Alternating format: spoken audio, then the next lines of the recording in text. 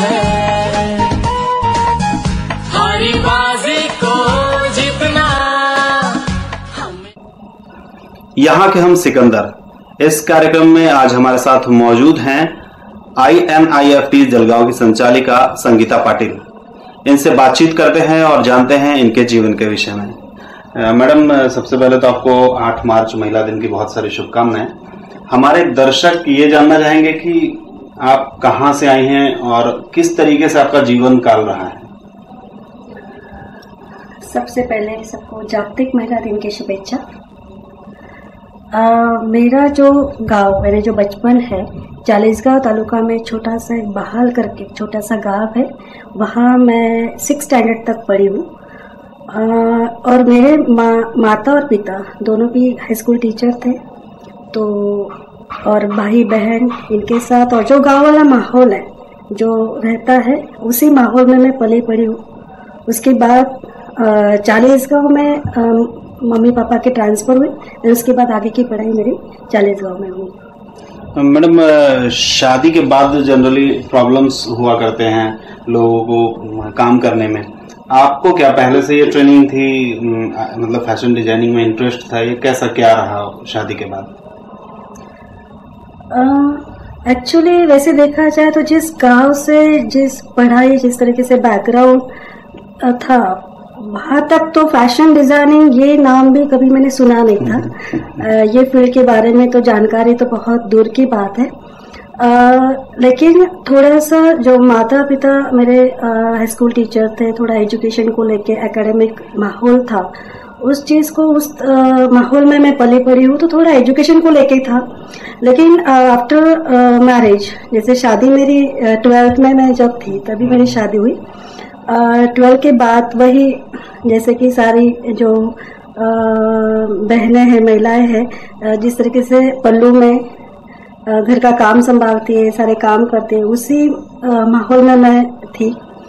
लेकिन मेरा ससुराल मुझे भाग्य से बोल सकते हैं कि बहुत ही अच्छा, यानी बहुत अंडरस्टैंडिंग, कि एजुकेशन को लेके वो लोग बहुत सीरियस थे।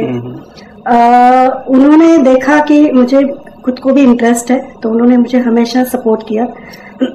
एक्चुअली हस्बैंड मेरे एडवोकेट है, तो कुछ लोगों का कहना था कि मैं LLB करूं, लेकिन जो हस्बैंड, उनका कहना था कि मैंने कुछ अलग राह चुननी चाहिए, खुद की अलग आइडेंटिटी होनी चाहिए। तो उन्होंने एक दिन मुझे बोला कि फैशन डिजाइनिंग अगर करोगे तो ज्यादा अच्छा रहेगा। एज अ एडवोकेट अगर आप रहोगे तो मैं एडवोकेट हूँ, तो मैं भी शायद आगे जाके आप सिर्फ मुझे असिस्ट कर सकते हो, लेकिन खुद की आइडेंटिटी नहीं होगी। तो बस उसी सोच को लेके मैंने फैशन डिजाइनिंग में एडमिशन ली। लेकिन तब फैशन डिजाइनिंग क्या है, करियर क्या हो सकता है इसमें, इसकी भी जानकारी नहीं थी, क्योंकि छोटे गांव से है। शादी में भी जलगांव में जब आई तब भी फैशन डिजाइनिंग को लेकर इतना माहौल नहीं था। ये मैं 1995 की बात करी, 5 to 6 की बात करी। लेकिन ठीक है, उस वक्त ऐसा नहीं था जैसे अभी की लड़कियां या जो युवक युवतियां हैं वो अपने करियर को लेके बहुत सीरियस होते हैं, सिंसियर होते हैं। 10th 12th में ही जाते तभी से बातें करना शुरू हो जाते हैं कि आगे उनको क्या करना है। तभी ऐसे माहौल ही नहीं था, या इस तरीके से बातें नहीं होती थी, या कोई एक्सपोजर नहीं था। जैसे अभी डिजिटल मीडिया है, उसके वजह से सारी जानकारियां मिलती है घर बैठे ही। तो तब ऐसा कोई एक्सपोजर नहीं था, बस करते जाना है। घर से सपोर्ट था, इसीलिए वो मैं कर रही थी। लेकिन आगे फ्यूचर क्या होने वाला है मेरा, मुझे कुछ पता नहीं था। देन 3 years जैसे dress designing and garment manufacturing की पढ़ाई मैंने की। पढ़ाई के जब पढ़ाई कर रही थी तब साथ में पता चला कि इसमें एजुकेशन क्या है, और साथ ही साथ थोड़ा बाहर में ग्लोबल देखने लगी कि फैशन डिजाइनिंग किस तरीके से एक्चुअली इसमें करियर क्या बन सकता है। कि थोड़ा सा सीरियस होने लगे, क्योंकि आफ्टर ग्रेजुएशन ही मुझे थोड़ा समझ में आने लगा कि मुझे क्या करना है और क्या करना चाहिए। देन बच्चे प्रॉब्लम, क्योंकि जो सारे महिलाओं को प्रॉब्लम आती है, फैमिली है, प्रॉब्लम नहीं बोल सकते उसको, एक्चुअली ये हमारी जिम्मेदारियां है। और शायद जैसे कि मैं आगे बढ़ रही थी तो अचानक बच्चों का घर में आना, ये जो माहौल, खुशी का माहौल है, वो मुझे और आगे खुशी की वजह से मैं आगे और बढ़ रही थी। देन उसके बाद कि जिस तरीके से एजुकेशन तो हो गया लेकिन एक्सपोजर कुछ भी नहीं है जलगांव में, और हस्बैंड बहुत वेल सेटल यहाँ पे थे, तो वही हमेशा का ट्रेडिशनल कि जहाँ शादी हुई है वहीं पे आपको रहना है। तो वो वाला कहीं तो भी खटक रहा था, लेकिन मुझे मन में ये भी आ रहा था कि अगर खानदेश में नहीं है तो हम खानदेश में इस चीज को क्यों नहीं सोच सकते।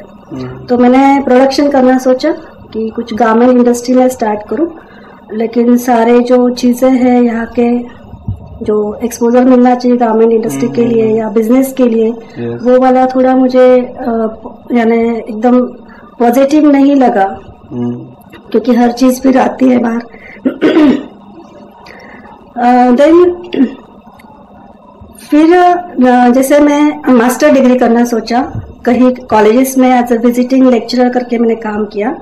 तो एज ए लेक्चरर जब मैं काम कर रही थी तो बच्चों को जब मैं पढ़ा रही थी तो समझ में आ रहा था कि एक्चुअली बहुत गलत फहमियां हैं फैशन डिजाइनिंग को लेके, इस प्रोफेशनल करियर को लेके।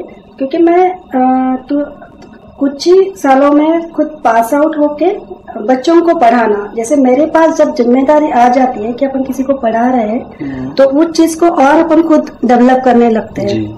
तो मैं बाहर और थोड़ा सा बाहर घूमना, बाहर देखना, बाहर वर्कशॉप अटेंड करना, ये चीजें सब शुरू करने लगी। देन उसके बाद मैंने देखा कि यहाँ पे मुझे क्या क्या देना है, क्या प्रॉब्लम्स आ रही है, पेरेंट्स की सोच क्या है, बच्चों की सोच क्या है इस फील्ड को लेके। तो ये सारी चीजें, ये जो अनुभव है, ये अनुभव लेने के साथ साथ मुझे क्या जो भी एक्सपोजर मिलता गया उसमें मैं खुद डेवलप होती गई और बच्चों को उस तरीके से पढ़ाई देने लगी। दूसरे कॉलेज के साथ जब मैं काम कर रही थी, जुड़ी थी काम में, तो फिर मन में कहा कि मैंने खानदेश में मेरा खुद का इंस्टीट्यूट मैंने शुरू करना चाहिए। तो इसी चीज को लेके, ये सारा अनुभव लेके मैंने इंस्टीट्यूट में मेरा इंस्टीट्यूट शुरू किया INIFD करके। और INIFD जब मैंने शुरू किया तब मुझे डर भी था कि मैं कहीं अलग तो नहीं कर रही हूँ, क्योंकि ऐसी जगह पर बैठी हूँ कि जहाँ पे इस चीज का इतना अवेयरनेस नहीं है, इस चीज को कितना लोग समझेंगे पता नहीं है। फिर भी मैंने हिम्मत की कि नहीं, स्टार्ट करना है।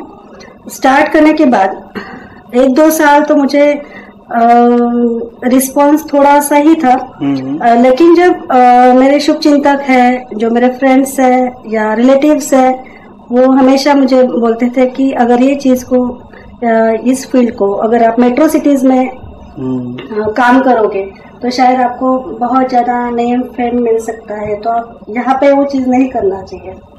तो कभी कभी काम जब करते हैं तो ऐसे चीजें अगर आते हैं काम करने के साथ, तब कभी ऐसा लगता था कि अरे अपन गलत कर रहे हैं। लेकिन एक सोच था, क्योंकि खानदेश कन्या, और जिस तरीके से 2-3 साल बाहर इंस्टीट्यूट में काम किया था, वो प्रॉब्लम्स सब दिमाग में चल रहा था कि अगर मैं बाहर जाती जलगांव छोड़ के मेट्रो सिटी में, क्योंकि घर के लोगों की इच्छा हो गई थी, अगर ठीक है तुम्हें अभी जो करना है तुम्हारा डिसीजन तुम ले सकते हो, तो मैं डिसीजन ले सकती थी तब। लेकिन अगर मैं बाहर जाती तो शायद मैं सिर्फ अकेले खुद को डेवलप करती। जी।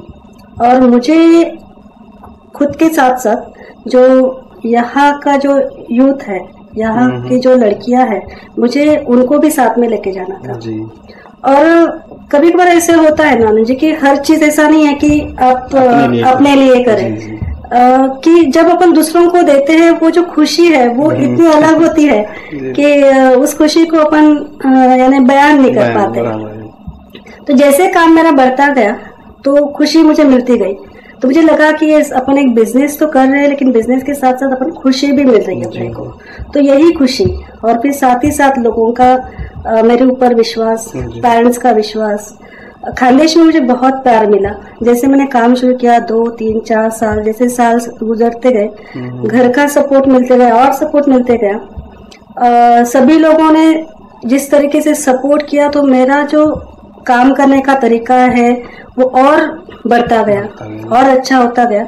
और मैं हर साल बाहर चंडीगढ़ से लेके मुंबई जहाँ जहाँ मेट्रो सिटीज में फैशन को लेके वर्कशॉप्स होते हैं, कोई एडवांस जो चीजें बाहर आती है वो ट्रेनिंग खुद लेके यहाँ नई टेक्नोलॉजी, क्योंकि क्या है यहाँ तो है कॉलेजेस है लेकिन बच्चों को क्या चाहिए अभी कि जस्ट नया क्या चल रहा है, नया टेक्नोलॉजी क्या आ रही है, वो उसकी जानकारी लेने के बाद फिर वो नया कुछ, क्योंकि बच्चे जो है उनको अगर आप नयापन देते हो तो बहुत अच्छे तरीके से वो, क्योंकि जिस तरीके से एजुकेशन संस्था है ना अपनी, जिस तरीके से एजुकेशन चल रहा है खानदेश, मैं जो बात कर रही हूँ तो 11 साल का जो तजुर्बा है उसके बेस पे ही बात कर रही हूँ। मुझे लगता कि हम सिर्फ डिग्रियां ले रही है, जैसे कि यहाँ का खानदेश की मैं बात कर रही हूँ क्योंकि खानदेश का ही मुझे ज्यादा तजुर्बा है। बच्चों को आपने ऐसा शिक्षा देना चाहिए कि वो खुद के पैर पे आर्थिक और जो भी विश्वास के साथ, क्योंकि अभी जो है अर्निंग वो वाली चीज को लेके सभी जगह पे चर्चा होती है, लेकिन बच्चों को अगर राइट वे से अगर अपन नहीं लेके जा सकते, क्योंकि सबसे ज्यादा उनको जो समझता है तो शायद पेरेंट्स पहले कि अपने बच्चों को क्या चाहिए क्या नहीं चाहिए, उसके बाद टीचर की बात आती है। तो ये वाली चीजें जो है वो थोड़ा सा यहाँ पे कम यूटिलाइज नहीं कर पाते। तो मैंने काम जब शुरू किया, जब मैं इंक्वायरी हैंडल करती थी तो जस्ट मैं इंफॉर्मेशन नहीं देती थी, मैं उनसे गप्पे मारती थी। गप्पे मारते मारते बच्चों का जो उनकी जो इच्छा क्या है वो सब बाहर निकलता था। बाहर निकलने के बाद फिर पेरेंट्स के साथ जब अपन गप्पे मारते हैं बच्चों को क्या चाहिए क्या, उसके हिसाब से फिर एडमिशन मेरी यहाँ होती थी। इसका मुझे बेनिफिट ये हुआ कि ऐसा कोई भी आके बच्चा एडमिशन नहीं ले रहा है, वो जिस जगह पे आ रहा है तो उसको पता होना चाहिए कि मैं सही तरीके से जा रही हूँ। अगर ऐसा नहीं होता है तो अदरवाइज सिर्फ एडमिशन, नंबर ऑफ एडमिशंस तो बढ़ते हैं लेकिन सही वे नहीं उनको मिलता। उसको डिग्री मिलती है लेकिन बाकी नहीं, क्योंकि उसको सच में उस चीज में इंटरेस्ट है, वो तो रिजल्ट 100% मिलेगा, अदरवाइज पॉसिबल ही नहीं है। क्योंकि सारे बच्चे जहाँ पढ़ रहे हैं वहीं पे जाना है, हमारे फ्रेंड जा रहे हैं तो चलो हम भी ये कोर्स कर लेते हैं। हमें यानी इस तरीके का जो माहौल है हमारा खानदेश का थोड़ा वो है, लेकिन अच्छा लगता है कि एक प्रोफेशनल करियर इंस्टीट्यूट में चला रही हूँ। फैशन हो गया, इंटीरियर हो गया, टेक्सटाइल, क्योंकि आगे फ्यूचर फोरकास्ट अगर हम देखें तो 2025 तक की अगर बात करें तो सबसे यंग देश हमारा भारत देश रहने वाला है और सबसे 50% महिलाएं रहने वाली है। तो ऐसे यंग देश को अगर हमें आर्थिक रूप से मजबूत अगर करना है तो हम अपन जॉब पे डिपेंड ना होते हुए खुद ही स्वयं रोजगार के माध्यम से अगर हम हमारा देश, हमारा महाराष्ट्र, हमारा खानदेश अगर आर्थिक दृष्टिकोण से अगर हमें अच्छा करना है, स्ट्रांग करना है, तो आपको स्वयं रोजगार के हिसाब से ही एजुकेशन लेना पड़ेगा, उसी तरीके से काम करना पड़ेगा। क्योंकि जब खुद आप स्वयं रोजगार शुरू करते हैं तो खुद का तो आर्थिक आप विकास करते हैं लेकिन साथ दूसरों का भी आप विकास करते हैं। मैडम, आप आज की जो युवा पीढ़ी है उनको महिला दिन के उपलक्ष्य में खासकर महिलाओं को क्या संदेश देना चाहेंगे जिससे वो और ज्यादा, जैसा आप बोल्ड दिख रही हैं उस तरीके से काफी संकुचित दिमाग की, संकुचित सोच समाज की भी है, तो क्या आप ऐसा संदेश देना चाहेंगे 8 मार्च पर महिलाओं युवाओं को? जी, अगर हम अदर देश, हमारे भारत देश कंपेयर करें तो 96 में जो यूएसए है वहाँ की जो महिलाएं हैं वो 96 से आर्थिकरण कर रही है, सामाजिक दृष्टिकोण से हो या एजुकेशन को लेके हो, 96 से आगे है। हमारा भारत देश जो है उसको बहुत देर लगी है सारी चीजों को, लेकिन अभी की अगर सिचुएशन देखें तो मुझे लगता है कि बहुत जगह पे अभी महिला महिला महिला इसी तरीके से बात हो रही है, तो ये बहुत ही पॉजिटिव साइन है हमारे लिए।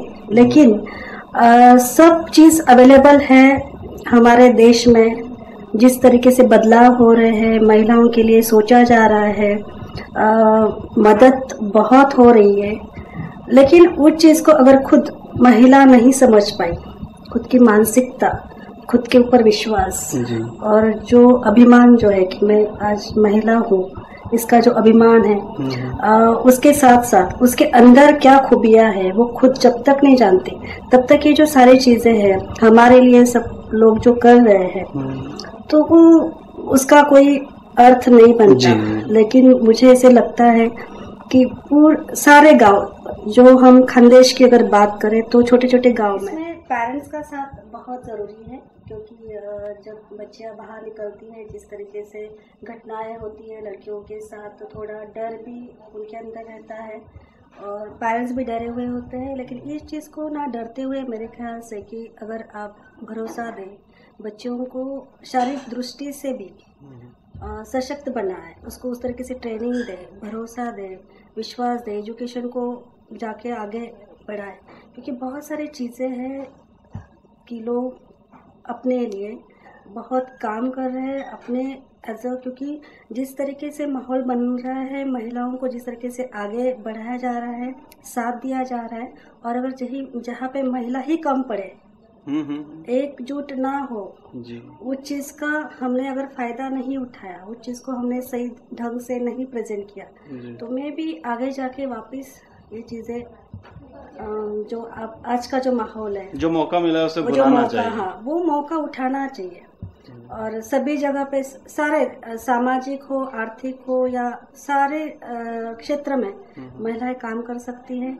और 11 साल में मैंने अपने खानदेश के लड़कियों के साथ में रही हूँ, उनसे बातें करती हूँ, उनको समझती हूँ, उनके पेरेंट्स के साथ भी हमेशा मेरी चर्चा रहती है, मैं समझती हूँ। 2005 से लेके आज तक की अगर मैं बात करूं तो बहुत बदलाव आया है, लेकिन कंपेयर अगर करें अदर देशों से तो उसके कंपैरेटिवली वो कम है। उसके लिए थोड़ा मानसिकता हमारी बदलनी ज़्यादा ज़रूरी है। ये थी हमारे साथ INIFD की संचालिका, जलगांव की संचालिका संगीता जी पाटिल। मैडम, आपको फिर से शुभकामनाएं। ऐसे तो 365 दिन महिलाओं के ही होते हैं, लेकिन फिर भी आज के दिन विशेष शुभकामनाएं और आशा करते हैं कि आपने जो संदेश दिया है उससे कुछ समाज में बदलाव आ पाए। आप देख रहे हैं इंडिया आप तक समाचार, सच्चाई से गहराई तक खबर पहुंचाए आप तक।